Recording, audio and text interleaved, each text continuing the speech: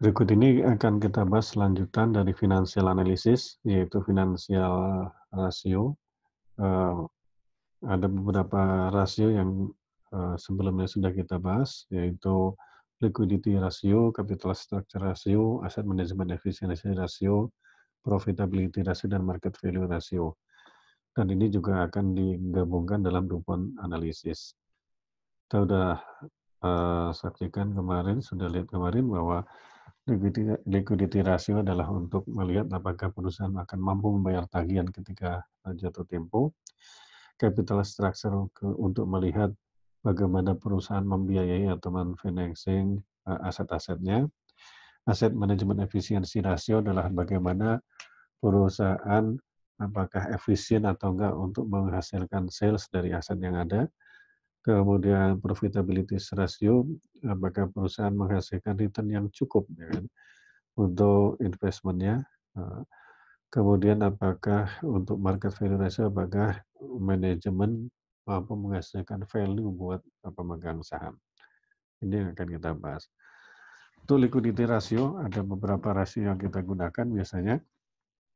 Yang pertama adalah current ratio, untuk melihat apakah current asset bisa mencukupi untuk membayar current liabilities. Rasionya seperti itu, current asset bagi current liabilities. Semakin besar artinya current asset kita akan semakin cukup untuk memenuhi tagihan yang jatuh tempo. Apabila kurang dari satu, maka akan jadi berbahaya karena ketika tagihan sudah jatuh tempo, belum ada current asset untuk membayarnya. Untuk yang lebih cepat lagi adalah asset test ratio. Kenapa?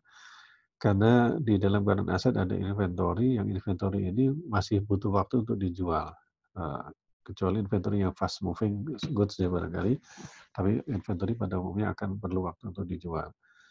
Nah, yang berikutnya, average collection period ini menunjukkan berapa lama periode yang diperlukan untuk menagih receivable-nya. Nah, ini rumusnya account receivable dibagi annual credit sales yang dibagi 365 hari. Nah, semakin tinggi average collection period berarti semakin lambat perusahaan untuk memperoleh uang ya dari account receivable-nya. Jadi barangkali akan kesulitan perusahaan apabila ini periodnya terlalu besar. Kemudian account receivable turnover, ini berapa kali account receivable ini berputar, yaitu dari annual credit sales dibagi account receivable. Nah, semakin besar artinya account receivable-nya berputar semakin besar, semakin cepat kreditnya untuk ditagih. Berikutnya adalah inventory turnover, seberapa cepat inventory ini berputar ya kan. Rumusnya cost of goods sold dibagi inventory, sehingga semakin tinggi turnover maka inventory-nya semakin cepat terjual. Ini yang diharapkan oleh perusahaan. Ini disebut dengan liquidity ratio. Kemudian capital structure ratio ini kita kenal ada dua, yaitu debt ratio atau liabilities ratio, yaitu total liabilities dibagi total aset. Ini untuk menunjukkan bahwa liabilities itu harus selalu masih di bawah aset berapa rasionya.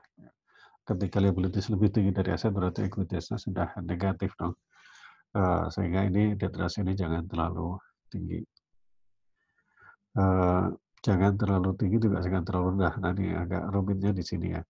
Kalau terlalu tinggi berarti perusahaan terlalu banyak berutang. Kalau terlalu rendah artinya perusahaan tidak memanfaatkan leverage-nya, tidak memanfaatkan kemampuannya untuk berutang pendanaan sehingga kurang optimal dalam mengelola asetnya. Nah, ini angka debt ratio ini harus ditafsirkan secara hati-hati. Times interest earned itu juga kemampuan perusahaan untuk membayar bunga utangnya ya. Ketika bunga utang itu harus dibayar, apakah cukup pendapatannya? Nah, ini rumusnya adalah net operating income atau EBIT, earning before interest and tax, ini dibagi interest expense. Semakin tinggi times interest earned-nya berarti semakin tinggi perusahaan mampu untuk membayar bunganya. Ini capital structure ratio. Berikutnya adalah asset management efficiency ratio. Ada dua rasio di sini, total asset turnover, sales dibagi total aset. Nah, ini artinya seberapa besar aset ini menghasilkan sales ya. Ini harusnya angkanya jangan terlalu rendah, kalau terlalu rendah berarti total asetnya nggak efisien ini ya, nggak mampu menghasilkan sales seperti tadi disampaikan sebelumnya. Kemudian, eee, lebih dirinci lagi, adalah fixed asset turnover. Apakah fixed asset-nya ini, cukup menghasilkan sales ya.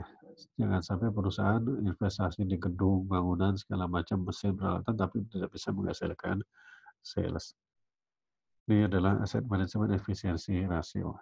Tentunya agak besar untuk kecilnya relatif ya dibanding dengan perusahaan lain dan sifat bisnisnya barangkali kalau perusahaan retail yang perlu banyak investasi baik di inventory maupun di fixed aset barangkali akan beda dengan perusahaan yang lain, perusahaan jasa misalkan, atau perusahaan infrastruktur atau perusahaan utility barangkali fixed asetnya akan sangat besar sehingga fixed asset turnover-nya mungkin lebih kecil dibanding perusahaan yang lain. Jadi ini juga harus ditafsirkan secara hati-hati melihat melihat dari benchmark atau sifat industri dari perusahaan masing-masing. Yang berikutnya adalah profitability ratio, kemampuan perusahaan untuk menghasilkan profit. Ada gross profit margin, yaitu gross profit dibagi sales, ini berapa persentase dari sales itu menjadi gross profit. Kemudian mirip ya, kalau tadi gross profit, ini operating profit, yaitu gross profit setelah dikurangi dengan operating expense ya, dan income barangkali kalau ada. Kemudian net profit margin ini net income bagi sales. Nah, ini urut-urutannya seperti itu, gross profit per sales, dan operating income atau EBIT bagi sales, kemudian net income bagi sales. Atau dibandingkan dengan aset ya, jadi net operating income dibagi total aset. Atau yang terakhir yang biasanya bottom line-nya adalah seberapa besar ini bisa menghasilkan untung buat pemegang saham, yaitu net income dibagi common equity, return on equity. Nah, ini biasanya ujung-ujungnya adalah yang dicari adalah ini, atau kalau kita bilang bottom line-nya adalah return on equity. Dia adalah profitability ratio. Yang terakhir, market value ratio adalah kemampuan perusahaan untuk menghasilkan value. Ya, kita lihat market price per share-nya dibandingkan dengan dua hal ya, dengan earning dan dibandingkan dengan book value. Kalau price earning ratio, market price-nya dibagi dengan earning per share. Kalau market to book, market price per share-nya dibagi book value per share-nya. Semakin tinggi angka ini artinya perusahaan akan manajemen atau perusahaan value-nya dipandang lebih oleh investor sehingga bisa mendapatkan market price yang lebih tinggi. Demikian beberapa rasio dan bagaimana dengan performance perusahaan dari rasio-rasio ini. Tujuan utama perusahaan adalah memperoleh kekayaan yang sebesar-besarnya. Ini diwujudkan dalam profit barangkali. Gimana cara meningkatkan profitabilitas? Ada dua cara, yaitu dengan menurunkan cost atau meningkatkan efisiensi. Menurunkan cost dan meningkatkan efisiensi ini akan menghasilkan profitability. Kalau di sini kita bisa analisis dari 3 rasio. Profitability diwakili dengan operating return on asset, cost control atau minimalisasi cost dengan operating profit margin, asset utilization diwakili oleh total asset turnover. Atau rumusnya seperti ini, net operating income atau EBIT dibagi total aset, ini adalah hasil berkalian dari net operating income atau EBIT dibagi sales dikalikan dengan sales bagi total aset. Nah, ini kira-kira cara kita untuk melihat. Gimana cara untuk meningkatkan profitability? Kita bisa meningkatkan cost control-nya atau profit margin-nya atau meningkatkan turnover. Itu dua hal yang berbeda.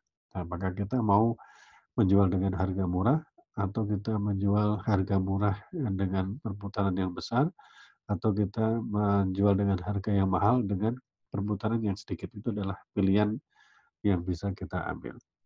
Kalau dua-duanya barangkali akan sangat susah ya.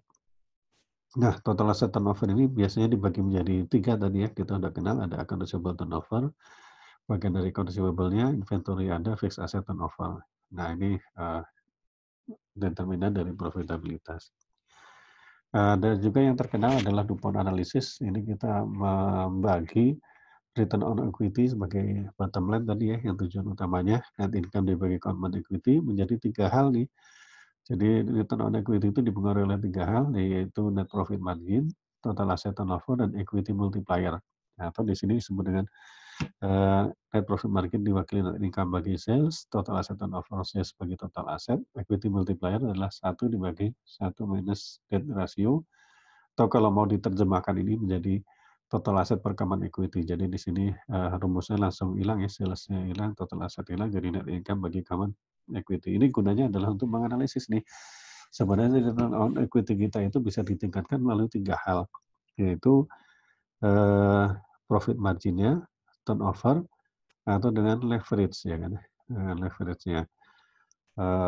Ini berguna misalkan kita lihat seperti ini, buat analisis return equity 22,5%, ini terdiri dari 3 net profit margin, total asset turnover, dan equity multiplier.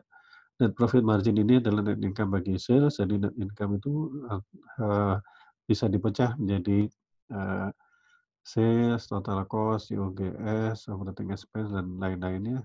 Bagaimana kita menganalisis bagian-bagian ini.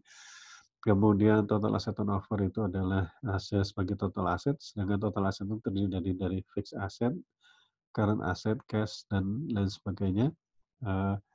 Equity multiplier ini adalah kebijakan leverage tadi. Jadi kita bisa analisis, kita bisa pilih-pilih di mana perusahaan lebih dari perusahaan yang lain dari analisis DuPont ini. Demikian barangkali untuk yang financial ratio ini semoga bermanfaat dan barokah buat kita semua.